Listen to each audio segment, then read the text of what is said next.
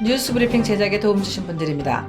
경험과 실적이 증명하는 김효지 부동산 전문인, 절세의 지혜를 나눠드립니다. 이상회계법인, 당신의 편에서 보험사를 상대해주는 제이슨문 손해사정사, 한 곳에서 시작되는 안정된 미래 선우앤선우 종합보험, 30년 손맛 케이터링의 명가 참사랑, 20년의 경험과 실력과 노련함 우리들 척추신경원, 학자금과 대학 입시 상담은 AGM 인스티튜트, 고객과 직원을 지켜주는 스니즈가 지금 주문하세요. 배너앤프린트. 홍성구의 뉴스 브리핑 지금 시작하겠습니다. 로컬 소식입니다. 독립기념일인 4일 밤 애틀란타 도심에서는 원인 모를 총탄이 날아들어 8살짜리 소녀가 사망하는 안타까운 사건이 발생했습니다. 사건이 발생한 곳은 레이샤드 브룩스가 경찰의 총에 맞아 사망한 웬디스 바로 옆 건물이었는데요. 케이샤 바텀스 애틀란타 시장은 어제 기자회견을 갖고 시위대를 향해 해산하라고 말했습니다. 바텀스 시장과 함께 기자회견장에 나온 이 소녀의 어머니는 브룩스 사건에 대해 어떻게 느끼는지 잘 알고 있다면서, 하지만 우리는 죄가 없다, 우리 아이가 해를 끼치려고 한 건 아니었다고 말해 주의를 숙연하게 했습니다. 바텀스 시장은 대체로 시위가 평화롭게 진행되어 왔다고 언급했지만 100번 모임에 한 번은 꼭 이런 사건이 발생한다면서 좌절하게 만든다고 말했습니다. 그러면서 앞으로는 더 이상 시위대와 대화하지 않겠다고 선언했습니다.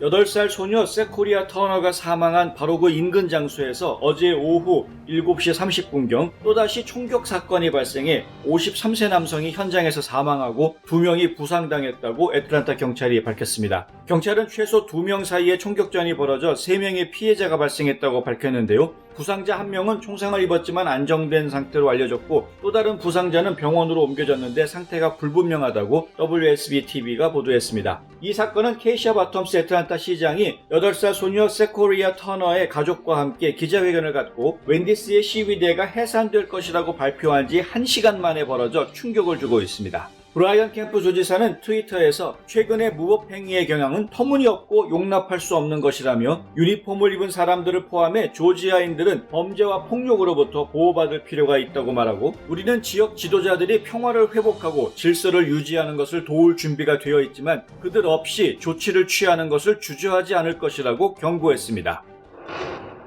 사우스캐롤라이나주 그린빌의 한 나이트클럽에서 어제 이른 새벽 총격 사건이 발생해 2명이 사망하고 8명이 부상했습니다. AP통신과 NBC 뉴스 등에 따르면 사건은 5일 오전 1시 51분경 순찰 중이던 경찰관 2명이 나이트클럽 라비실 라운지에서 사람들이 건물 밖으로 뛰쳐나오는 장면을 목격한 직후 클럽 안에서 총소리가 들렸습니다. 경찰은 갱단이 연루된 사건으로 보고 있습니다만 아직 체포된 사람은 없는 것으로 알려졌습니다. 경찰은 4명의 사진을 공개하고 이들이 사건에 대한 정보를 줄 수 있을 것이라고 했는데요. 이 남성들은 애틀란타 지역 출신으로 알려졌습니다. 부상자 8명은 모두 그린빌 메모리얼 병원으로 이송됐는데 그중 6명은 치료를 받은 뒤 퇴원했고 나머지 2명 중 최소 1명은 중태라고 경찰 당국은 밝혔습니다.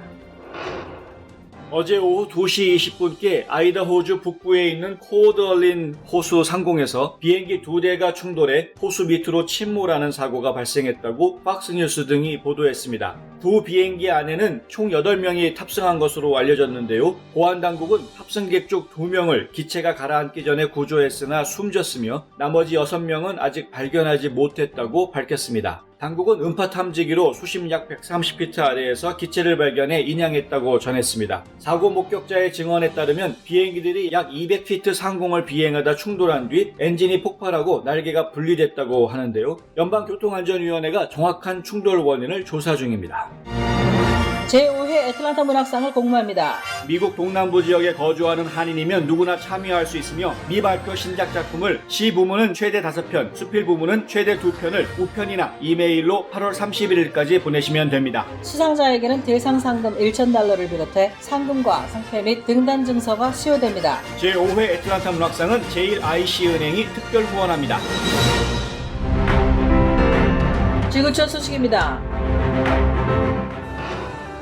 이탈리아 출신의 영화음악 거장 엔니오 모리코네가 6일 새벽 만 91세를 일기로 타계했다고 ANSA 통신 등이 보도했습니다. 모리코네는 며칠 전 낙상으로 대퇴부 골절상을 입어 병원 치료를 받아오다가 전날 밤 숨을 거둔 것으로 전해졌습니다. 1928년 로마에서 태어난 모리코네는 시네마 천국, 미션, 황야의 무법자, Once Upon a Time in America 등의 주제곡을 작곡하는 등 500편이 넘는 영화 음악을 만든 거장입니다. 고인의 명복을 빕니다.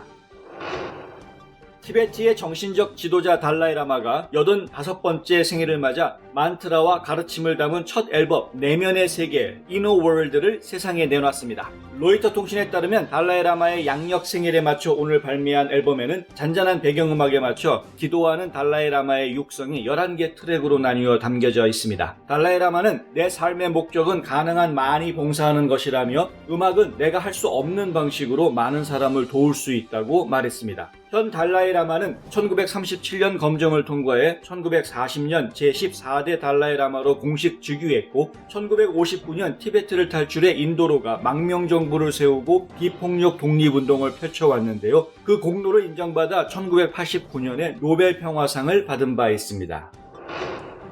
코로나19 발원지라는 오명을 가진 중국에서 또 다른 고위험 전염병인 흑사병 환자가 발생해 보건당국이 긴장하고 있습니다. 네이멍구 바이엔나워시 위생건강위원회에 따르면 5일 이 지역 목축민 한 명이 림프절 흑사병 확진 판정을 받았습니다. 현재 환자는 격리치료 중이며 상태는 안정적인 것으로 전해졌습니다. 지역 당국은 조기경보 4단계 중 두 번째인 비교적 심각경보를 발령하고 이를 올해 말까지 유지하기로 했습니다.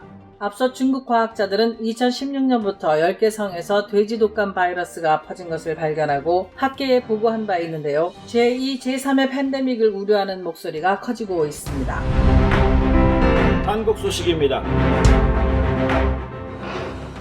이용표 서울지방경찰청장은 자유북한운동연합, 큰샘, 순교자의 소리, 북한 직접돕기운동 대북풍선단 등 4개 단체를 조사 중이라며 대북전단 살포수사 태스크포스에 국제범죄수사대 1개 팀을 더해 수사인원이 40명에서 45명으로 늘었다고 밝혔습니다.